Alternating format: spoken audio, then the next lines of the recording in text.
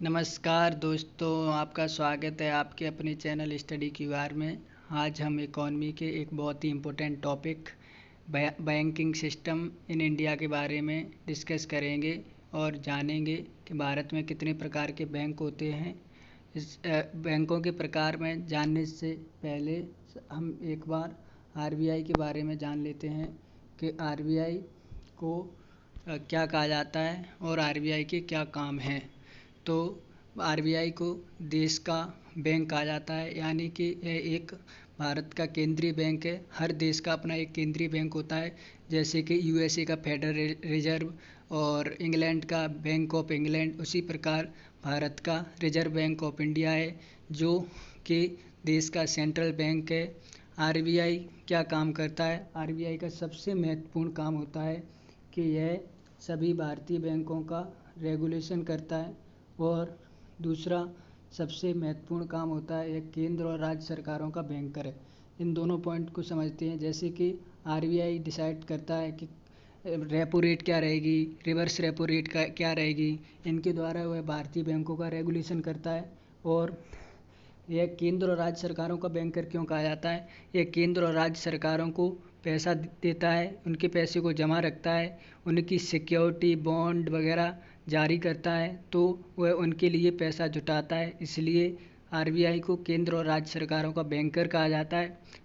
और तीसरा इम्पोर्टेंट काम आरबीआई का यह है कि यह करेंसी जारी करता है। जैसे कौन सी करेंसी चलेगी, कौन सी नहीं चलेगी, ये निर्णय आरबीआई के द्वारा फाइनेंस मिनिस्ट्री के साथ मिलके लिए जाते हैं।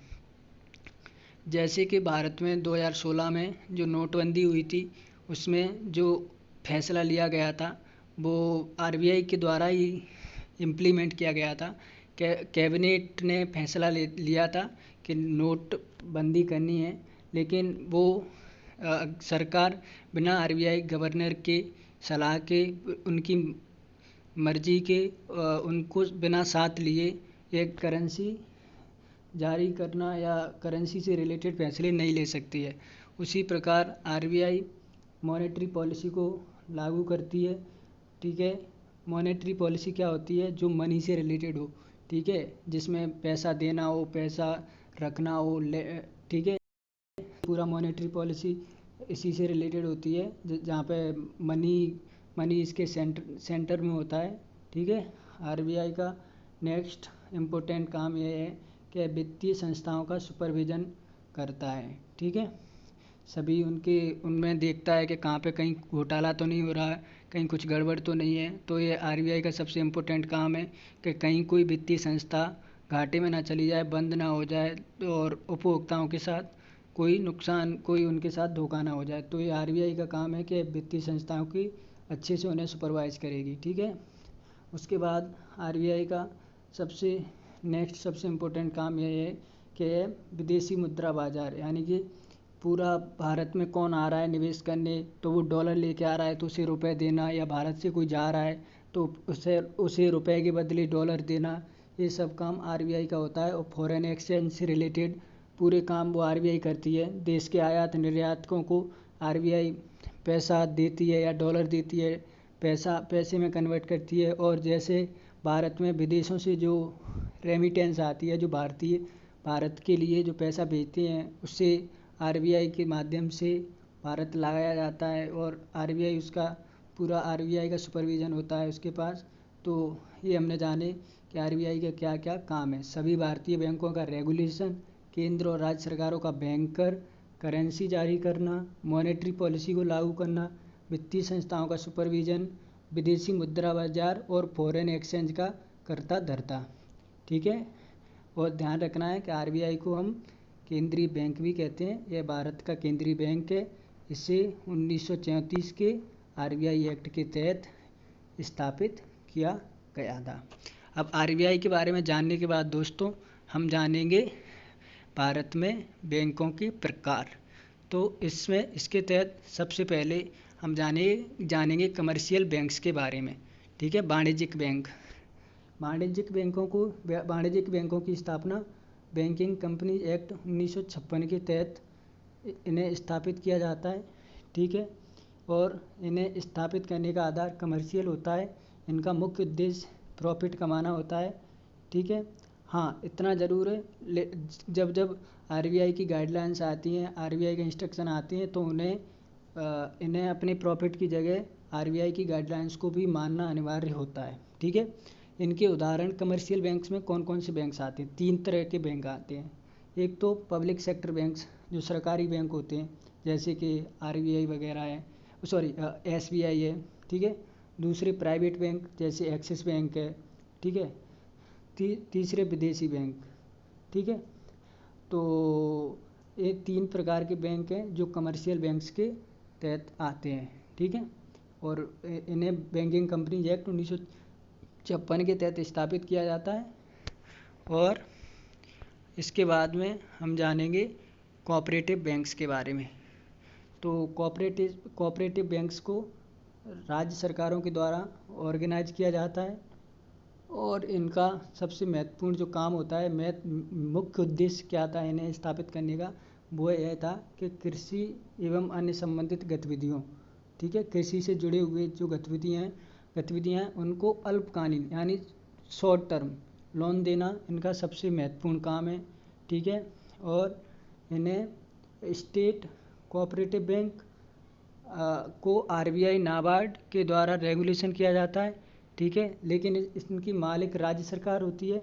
रेगुलेशन आरबीआई नाबार्ड के द्वारा मिलके किया जाता है, लेकिन इनका जो मालिक होता है वो राज्य सरकार होता है। किसका? कोऑपरेटिव बैंक्स का। ये हमें हमेशा ध्यान रखना है। कोऑपरेटिव बैंक्स 3 प्रकार के होते हैं। कौन कौन से 3 प्रकार होते हैं? एक स्टेट, ठीक है, स्टेट कोऑपरेटिव बैंक, दूसरा होता है डिस्ट्रिक्ट कोऑपरेटिव बैंक्स, और तीसरा होता है रूरल कोऑपरेटिव बैंक्स, ग्रामीण कोऑपरेटिव बैंक्स। ठीक है, इसके बाद में हम नेक्स्ट प्रकार के बैंक्स के बारे में जानेंगे। ये हैं क्षेत्रीय ग्रामीण बैंक्स, रीजनल रूरल बैंक्स। ठीक है, इनके बारे में सबसे इम्पोर्टेंट यह है कि इन्हें 1975 के क्षेत्रीय ग्रामीण bank act, regional rural banks act के तहत स्थापित किया गया है। ठीक है, और दूसरा सबसे इम्पोर्टेंट पॉइंट इनके बारे में ये ध्यान रखना है, कभी कभी यूपीएससी या स्टेट पीसीएस यह पूछ लेती है कि जो रीजनल रूरल बैंक्स होते हैं उनमें किसकी कितनी शेयरधारिता होती है। तो हमें ध्यान रखना है कि इसमें सबसे ज़्यादा जो हिस्सेदारी होती है वो सेंट्रल गवर्नमेंट की होती है, मतलब केंद्रीय सरकार की। कितनी? 50%। ठीक है, उसके बाद इनकी स्थापना करने में किसी कमर्शियल बैंक की सहायता ली जाती है। जैसे अगर किसी रीजनल रूरल बैंक की स्थापना करना है तो मान लो स्टेट बैंक ऑफ इंडिया के साथ मिलके केंद्र सरकार रीजनल रूरल बैंक की स्थापना करे, और इसमें स्टेट गवर्नमेंट की भी भागीदारी होती है। उनकी शेयरधारिता कितनी होती है? 15%। ठीक है, लेकिन इनका जो इम्प्लीमेंटेशन है ना, वो केंद्र सरकार के हाथ में होता है। ठीक है, स्टेट गवर्नमेंट इनका इम्प्लीमेंटेशन करती है, और सेंट्रल गवर्नमेंट इन्हें किसी कमर्शियल बैंक के साथ और स्टेट गवर्नमेंट के साथ मिलके इनकी स्थापना करती है, और इसमें सेंट्रल गवर्नमेंट की सबसे ज़्यादा भागीदारी शेयरधारिता होती है। ठीक है, और इनका सबसे महत्वपूर्ण काम क्या है, इन्हें क्यों स्थापना की गई थी? क्योंकि जो हमारे जो कमर्शियल बैंक्स थे ना, वो शहरी क्षेत्र तक ज़्यादा सीमित थे। शहरी लोगों को, ज़्यादा मध्यम वर्ग को ज़्यादा पैसा देते थे ब्याज पे या लेते थे, तो इसलिए जो वित्तीय समावेशन था ना, वो ग्रामीण क्षेत्र तक नहीं पहुंच रहा था। इसलिए रीजनल रूरल बैंक्स की स्थापना की गई, और इसके तहत कृषि और ग्रामीण क्षेत्र, ठीक है, क्योंकि कृषि से जुड़े हुए लोगों के पास भी महाजन साहूकारों के हाथों में पिसने का पूरा उनका मजबूरी होती है, और ग्रामीण क्षेत्र में जो लोग हैं वो गरीब होते हैं, उनके अलावा साहूकारों के पास जाने के अलावा कोई दूसरा ऑप्शन नहीं होता है। इसलिए रीजनल रूरल बैंक्स की स्थापना की गई, और इनके तहत कम ब्याज दर पे, ठीक है, कंसेशनल इंटरेस्ट रेट, मतलब कम ब्याज दर पे ग्रामीण किसानों को, ग्रामीण गरीबों को ऋण दिया जाता है। ठीक है, ये इंदिरा गांधी सरकार के द्वारा लाया गया एक महत्वपूर्ण एक्ट था, जिसके तहत ग्रामीण क्षेत्र में पैसे की कमी को दूर करने के लिए रीजनल रूरल बैंक्स की स्थापना की गई। और इस शेयरधारता को याद रखना, central government 50%, commercial bank 35%, state government 15%। ठीक है, सबसे ज़्यादा केंद्र सरकार इसको पूछती है, यूपीएससी भी, स्टेट पीसीएस, तो इस पॉइंट को ध्यान रखना। ठीक है, और इसके बाद में हम अन्य प्रकार के बैंक कौन कौन से हैं, तो इसमें स्पेशल बैंक्स हैं। स्पेशल बैंक्स में आते हैं एग्जिम बैंक। ठीक है, फिर उसके बाद में लोकल एरिया बैंक। ठीक है, उसके बाद में स्मॉल फाइनेंस बैंक, उसके बाद में पेमेंट बैंक। तो हमने कितने प्रकार के बैंकों को जाना। ठीक है, सबसे पहले हमने जाना था कमर्शियल बैंक, उसके बाद हमने जाना कोऑपरेटिव बैंक्स, तीसरा हमने जाना रीजनल रूरल बैंक्स, चौथा हमने जाना स्पेशल बैंक, पांचवा हमने जाना लोकल एरिया बैंक, छठा हमने जाना स्मॉल फाइनेंस बैंक, और सातवां हमने जाना पेमेंट बैंक। पेमेंट बैंक क्या होते हैं, पेमेंट जैसे Paytm payment bank, Airtel payment bank, तो ये भी इम्पोर्टेंट है। ठीक है, तो हमने इनके बारे में जाना है, और अगली स्लाइड में हम अपनी बैंकिंग सिस्टम को कंटिन्यू रखेंगे, और इस बैंकिंग सिस्टम को हम क्रमबद्ध तरीके से पूरा ख़त्म करेंगे। उसके बाद हम शेयर मार्केट को स्टार्ट करेंगे। पूरी इकोनॉमी को हम क्रम वाइज अच्छे से सिलेबस कवर करेंगे, और इसमें स्टेट पीसीएस पे अच्छे से फोकस दिया जाएगा, फैक्ट को ध्यान रखा जाएगा, प्रीवियस ईयर एग्जाम पेपर को ध्यान में रखते हुए पूरा पॉइंट रखे जाएंगे कि कौन से पॉइंट पर किस तथ्य पर पीसीएस का या यूपीएससी का ध्यान रहता है। तो उस पॉइंट को हम ज़रूर याद रखेंगे, ज़रूर यहाँ पे लेके आएंगे, और आसान भाषा में आपको इकोनॉमी समझाएंगे। खुद मैं मेहनत करूँगा, खुद पहले उस टॉपिक के बारे में अच्छे से पढ़ूंगा, अच्छे से रिवीजन करूँगा, अच्छे से नोट्स बनाऊँगा, और कोई भी गलती नहीं मिलेगी पूरी वीडियो में। इसकी पूरी हर संभव प्रयास रहेगा, और उसके बाद भी अगर कोई गलती रहती है तो आप कमेंट में बता सकते हैं, हमें सुधार सकते हैं, हम सुधारेंगे। ठीक है, और इकोनॉमी को आसान भाषा में आपको समझाऊंगा, और क्रमबद्ध तरीके से पूरी वीडियो आएंगी। ठीक है, तो थैंक यू, और हमारे चैनल को लाइक कीजिए। ठीक है, वीडियो को लाइक कीजिए, शेयर कीजिए, चैनल को सब्सक्राइब कीजिए।